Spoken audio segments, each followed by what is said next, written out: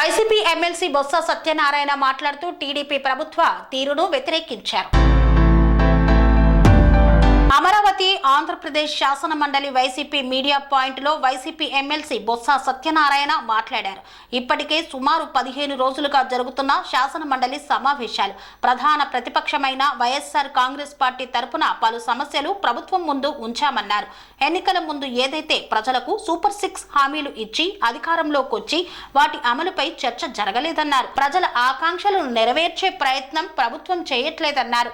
5 కోట్ల ఆంధ్రులకు సంబంధించిన సభ, ఆ సభలో గౌరవప్రదంగా ఉండాలి. ఎస్సీ వర్గీకరణ అంశంపై తెలుగుదేశం పార్టీ కేసులు పెడితే ఆ కేసులు ఎత్తేసింది వైఎస్ఆర్ కాంగ్రెస్ పార్టీ. అన్ని వర్గాలకు సమన్యాయం చేసేటట్లు ప్రభుత్వం పనిచేయాలి, చిత్తశుద్ధి ఉండాలి అన్నారు.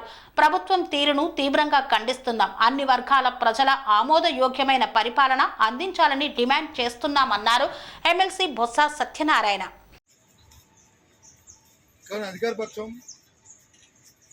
ఆ ఆలోచనతో కాకుండా ఏదోలాగా దాన్ని డైవర్ట్ చేస్తూ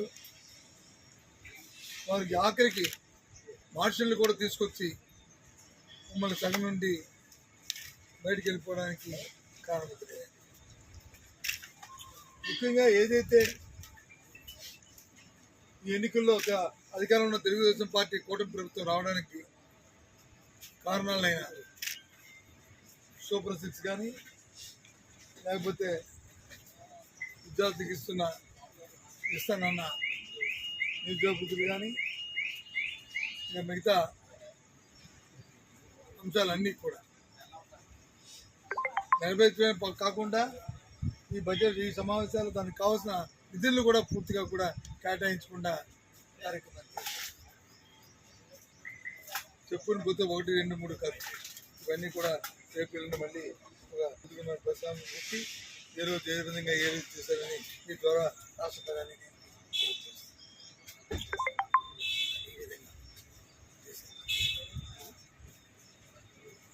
అసలు ప్రభుత్వానికి చిత్తశుద్ధి కనిపించినారా?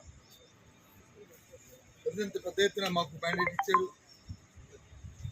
వారి ఆకాంక్షలు వారికి అనుగుణంగా కార్యక్రమాలు చేయాలి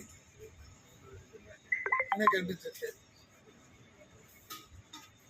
అంతసేపు కూడా మా పని అయిపోయిందే, మేము అధికారంలోకి వచ్చాలో, మేము సీట్లో కూర్చోవాలే, ఎలా పోతే పోనీ,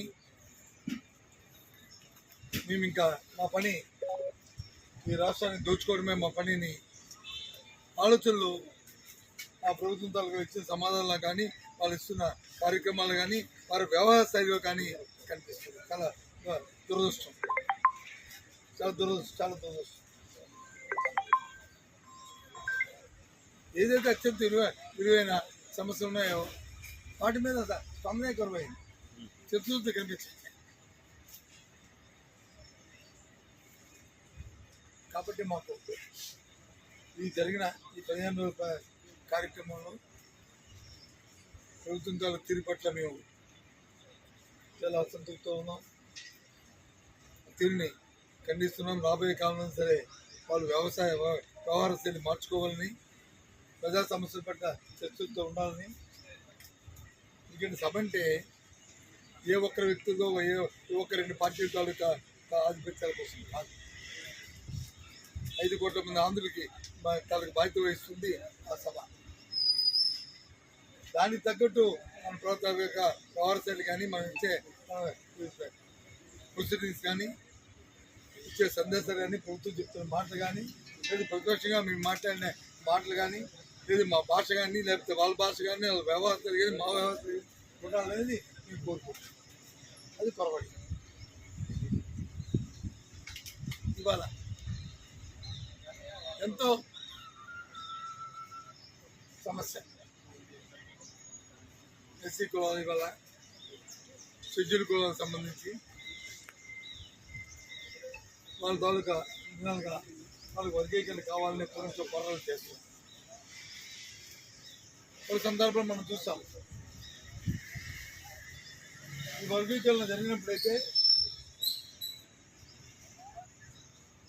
ఒక వర్గం అయితే కురుక్షేత్రం పెడితే, ఒక వర్గం అయితే వాళ్ళు పెద్ద ఎత్తున చేస్తే, ఆ రోజు ఉన్న ఇప్పుడున్న ఈ తెలుగుదేశం ప్రభుత్వమే వాళ్ళు అరెస్టులు చేసిన సందర్భాలు కూడా మనం చూస్తాం. ఆ తర్వాత మేము వచ్చే మా ప్రభుత్వం వైసీపీ ప్రభుత్వం జగన్మోహన్ రెడ్డి నాయకత్వంలో ఆ కేసులన్నీ ఎత్తింది మా ప్రభుత్వం. ఇది ఏదో గొప్పగా చెప్తున్నాను కాదు, ఎందుకంటే ఏదైతే అట్టడుగు ఉన్న ఈ షెడ్యూల్ కులాలు ఉన్నారో వాళ్ళు కోరుకుంటున్న వాళ్ళకి ఆశలు ఏమున్నాయో, వాళ్ళ కోరికలు ఏమున్నాయో వాటికి న్యాయబద్ధంగా చట్టబద్ధంగా ఒక పెద్ద మనసుతో ఏ ఒక్క వర్గానికి కూడా ఇబ్బందులు పడాలా, ఇది ప్రభుత్వాలు చేస్తున్న పని కాదు, సమంజసం కాదు. అలాంటి కార్యక్రమం ప్రభుత్వం ఉన్నప్పుడు అందరూ కూడా రెండు కొల్లాగా అందరినీ చూసుకోవాలి, అందరినీ కాపాడుకోవాలి, అన్ని వర్గాల్ని కాపాడుకోవాలి, ఎవరికి ఏ ఇబ్బంది ఉండకుండా చూసుకోవాలి. వాళ్ళకి రక్షణగా ప్రభుత్వం ఇది నా ప్రభుత్వం పర్వాలేదు అనే ఒక భరోసాని ప్రభుత్వాలు ఇవ్వాలి. కానీ అది పర్వాలేదు, చూసి కనిపించట్లే. ఆ రోజు మా ప్రభుత్వం ఉన్నప్పుడు జగన్మోహన్ రెడ్డి ఒకే ఆలోచన, ఏదైతే సమాజంలో ఉన్న అట్టడుగు వర్గాలు ఎవరైతే ఉన్నారో వారికి అండగా ఉండాలి. మంత్రులు ఇచ్చినా, కార్పొరేషన్ చైర్మన్లు ఇచ్చినా, ఏదైనా స్కీమ్స్ ఇచ్చినా అందరికీ వాళ్ళందరినీ కూడా ఒక గౌరవప్రదంగా ఉండేట్లు ఏదైతే బాబాసాహెబ్ అంబేద్కర్ గారి తాలూకా భావజాలం ఏదైతే ఉందో, సమసమాజం ఉండాలని ఏదైతే కోరుకున్నారో ఆ సమసమాజ స్థాపనకి ఆ ఆలోచనతో ఆ రోజు జగన్మోహన్ రెడ్డి గారు చేశారు. ఆయన గుర్తుగా, ఆయన స్ఫూర్తిగా విజయవాడ అట్టడుగు వర్గాలను వచ్చి గౌరవిస్తే, అట్టడుగు వర్గాలు ఉన్న ఎవరినైనా సరే వాళ్ళని మనం చెప్పాలనుకుంటే వాళ్ళని అంటే ఈ ప్రభుత్వానికి వాళ్ళ మీద ఒక ప్రత్యేకమైన ఒక ద్వేషం. దాని నిదర్శనం ఇవాళ సభలో వాళ్ళు మాట్లాడిన అది పెట్టిన తీర్మానం ఏంటండి? తీర్మానం కాదు, స్టేట్మెంట్. సారీ అవి స్టేట్మెంట్.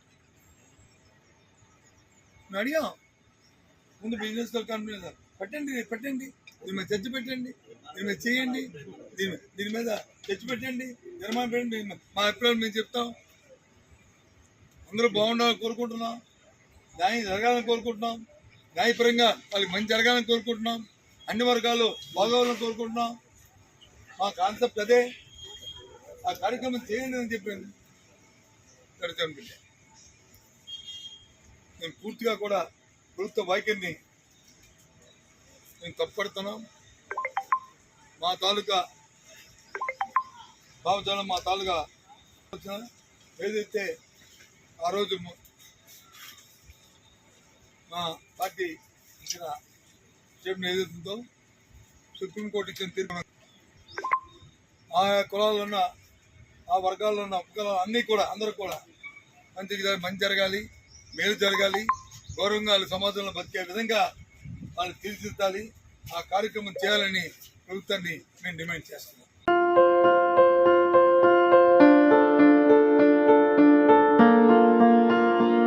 సంస్కృతి, సంప్రదాయం, ప్రేమ, ఆప్యాయత, రాజసం ఉట్టిపడే వేడుకలకు అనువైన ప్రదేశం ఎంఎల్ఎన్ కన్వెన్షన్ హాల్. కని విని ఎరుగని రీతిలో జరిగే మీ ఇంటి కళ్యాణ వైభోగానికి అందమైన కళ్యాణ వేదిక MLN convention hall. MLN convention hall ప్రత్యేకతలు: సువిశాలమైన wedding halls, centralize AC banquet hall మరియు విశాలమైన డైనింగ్ హాల్, వధువరుల కోసం ప్రత్యేక ఏసీ మరియు నాన్ ఏసీ గదులు, నక్షత్రాల వెలుగులో పచ్చని పచ్చికపై పార్టీల కోసం అనువైన గార్డెన్. ఎంఎల్ఎన్ కన్వెన్షన్ లో సీసీటీవీ పర్యవేక్షణతో పూర్తి భద్రత. 2000 వాహనాలు పార్కు చేసేందుకు సువిశాల పార్కింగ్ సౌకర్యం. మీ ఇంట జరిగే అన్ని శుభకార్యాలకు, పెళ్లి, reception, engagement, birthdays, get together, corporate events, ఏ ఇతర శుభకార్యాలకైనా అందమైన వేదిక MLN కన్వెన్షన్ హాల్. బుకింగ్ కోసం సంప్రదించండి 7550438888 మరియు 7550428888. మా అడ్రస్ చీర్యాల లక్ష్మీ నరసింహస్వామి దేవాలయం ప్రక్కన near outer ring road, Keesara junction, Cheeryal గ్రామం, మేడ్చల్ జిల్లా.